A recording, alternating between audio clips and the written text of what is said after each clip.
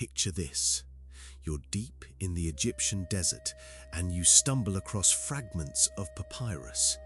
But these aren't just any ancient texts, you know. These are pieces of something called the secret gospel of the Egyptians. And let me tell you, what's written on those crumbling pages will make your skin crawl. See, most people think they know about ancient Egyptian religion. Pyramids, mummies, golden masks, that's the stuff we see in museums. But this gospel, this talks about rituals so forbidden, so dangerous, that early Christians tried to wipe every trace of it from existence. What I'm about to share with you tonight, it's going to change how you see the ancient world forever. Because the secret gospel of the Egyptians isn't just some lost religious text, it's a window into practices that were so powerful, so terrifying, that they had to be hidden from the world. Now, here's the thing about this gospel that makes it different from anything else we found. It wasn't written for everyone. This was like a secret manual passed down through hidden circles of Egyptian mystics who claimed they could talk directly to the divine. The fragments we have today, they're just pieces, you know, like finding pages torn from a book and scattered across centuries. But what those pieces tell us, man, it's both beautiful and terrifying at the same time. The gospel talks about something called the three names of the Father. Not the Christian Father, mind you, but something far older, something that existed before creation itself. And these names, they weren't just words, they were keys. According to the text, speaking these names in the right order, in the right place, at the right time, it would open doorways. Not physical doors, you understand, but passages between worlds, between what we can see and what we can't. The rituals described in this gospel weren't like anything the regular Egyptian priests did. These were ceremonies that required perfect silence, perfect darkness, and participants who had prepared their souls for years. One fragment talks about a ritual called the dissolution of Seth. Now Seth was the Egyptian god of chaos, storms, and the desert. But in this gospel, Seth represents something deeper, the part of reality that fights against order, against creation itself. The ritual wasn't meant to destroy Seth, though. No, it was meant to merge with him, to become one with chaos itself, so that the practitioner could reshape reality from within. Think about that for a second. But here's where it gets really strange. The gospel mentions something called the Virgin of Light. Not Mary, not Isis, but a being that existed before both. A feminine force that could only be reached through these forbidden rituals. The fragments suggest that this Virgin of Light held the secrets of creation itself, but accessing her knowledge required sacrifice. Not of animals or possessions, but of something far more precious. See, the regular Egyptian religion taught that the soul journeyed through the underworld after death. But this secret gospel, it claimed the soul could make that journey while still alive, still breathing, still walking among us. The process was called the Great Work of the Tomb. Practitioners would lie in stone sarcophagi, not to die, but to experience death without dying, to walk in both worlds simultaneously. Now you might think this sounds like ancient fantasy, but archaeological evidence suggests these rituals actually happened. Hidden chambers have been found beneath famous Egyptian sites, chambers that match the descriptions in the secret gospel of the Egyptians. In these chambers, they found strange markings, not regular hieroglyphs, but symbols that don't appear anywhere else in Egyptian writing, symbols that seem to match the mysterious script in the secret gospel of the Egyptians. The gospel also speaks of the Watchers of the Threshold. These were beings, or maybe spirits, that guarded the passages between worlds. And they weren't friendly guardians, you know. They were tests, challenges that could destroy an unprepared soul. According to the text, failing these tests didn't just mean spiritual death, it meant something worse. Eternal wandering between worlds, never belonging to either the living or the dead. But for those who succeeded, for those who passed the tests of the Watchers, the gospel promises knowledge that could remake the world, power that could bend reality itself. The most mysterious fragment talks about something called the final baptism. Not a baptism with water, but with something else. Something the text describes as liquid starlight. This liquid starlight wasn't just symbolic, according to the gospel.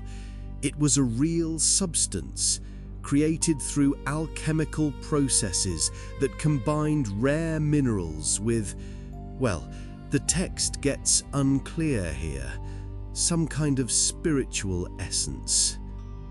What really gets me about this gospel is how it talks about time, not as a straight line like we think of it, but as a spiral. And at certain points in the spiral, the walls between past, present, and future become thin. The rituals were designed to take advantage of these thin moments. When performed at exactly the right time, in exactly the right place, they could let practitioners step outside of time entirely.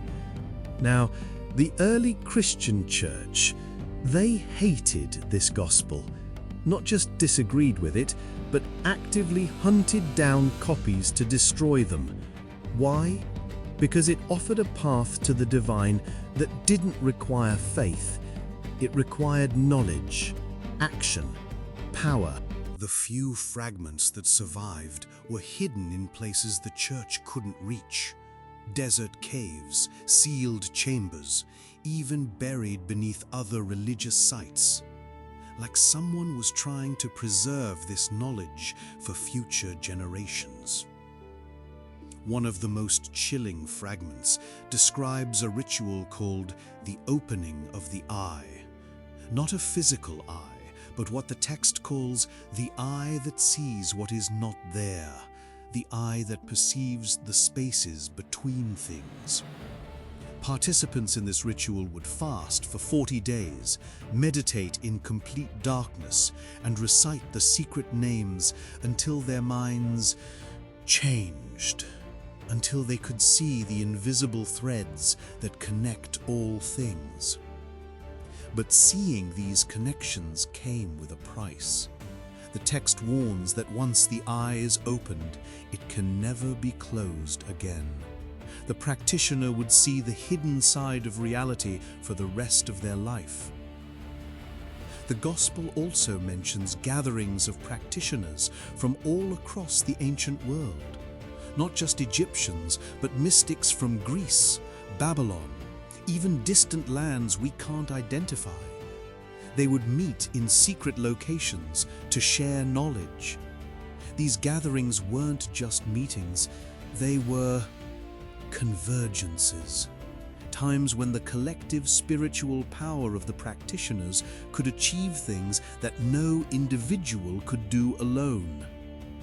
One particularly damaged fragment seems to describe an attempt to permanently alter the fabric of reality itself.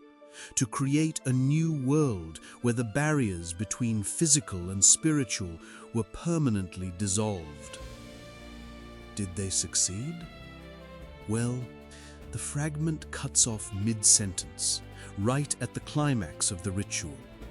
And historically, this is exactly when the persecution of gospel followers began in earnest. Coincidence? Maybe. What's really fascinating is how the gospel treats death, not as an ending, but as another type of birth, a transformation from one state of being to another, like a butterfly emerging from a cocoon. The secret practitioners believed that death was optional, that with enough knowledge, enough preparation, enough spiritual development, consciousness could transfer to, well, somewhere else, some other form of existence. Modern quantum physics talks about multiple dimensions, parallel realities, consciousness existing independent of the brain. Makes you wonder, did these ancient mystics know something we're only now rediscovering?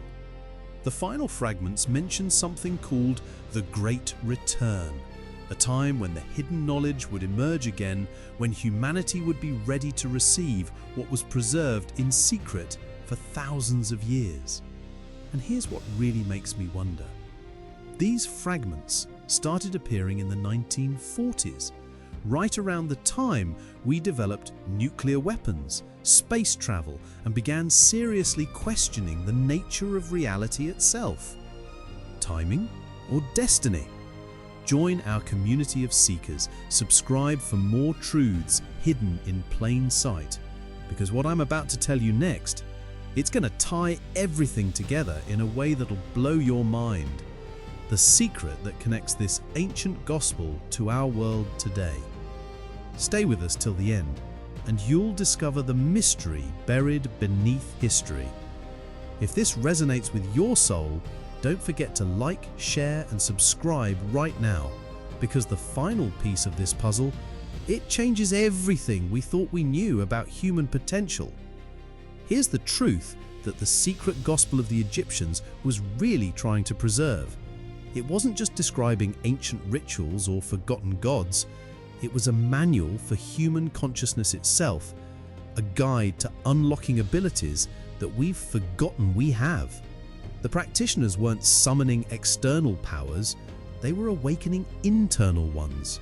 Every ritual, every secret name, every forbidden ceremony was designed to activate dormant parts of the human mind that modern science is only now beginning to understand. The gospel wasn't about worshipping the divine, it was about becoming divine. And maybe, just maybe, that knowledge was hidden, not because it was dangerous to the world, but because the world wasn't ready to handle humans who remembered what they really are. What do you believe? Comment below and share your insight.